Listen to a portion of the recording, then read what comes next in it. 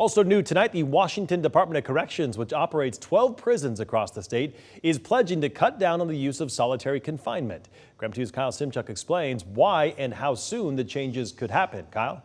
Well, yeah, this wouldn't happen overnight, and it would cost a few $100 million to implement. However, the DOC says the current practice is doing more harm than good.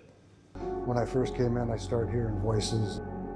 And you're just sitting there counting the bricks, thinking.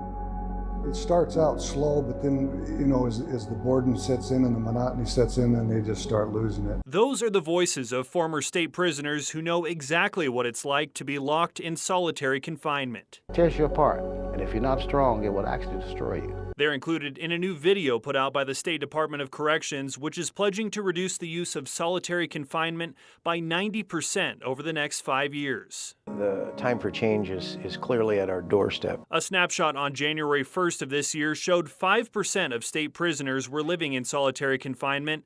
The practice has traditionally been used to protect violent inmates from themselves and to keep other prisoners and guards safe. But the DOC says in most cases, the isolation is doing more harm than good.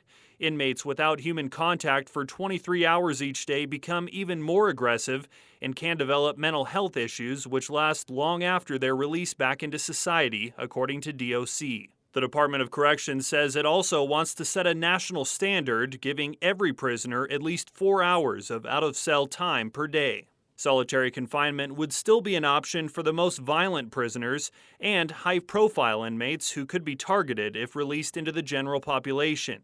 The plan comes with a price tag, an estimated $228 million to implement solitary confinement reform over the next 5 years. The Department of Corrections said it will proceed when funding is secured during the next legislative session. And the DOC says it would have to improve training and staff ratios to make this reform a reality, as well as modify certain areas of state prisons. In the studio, Kyle Simchuk, KREM 2 News.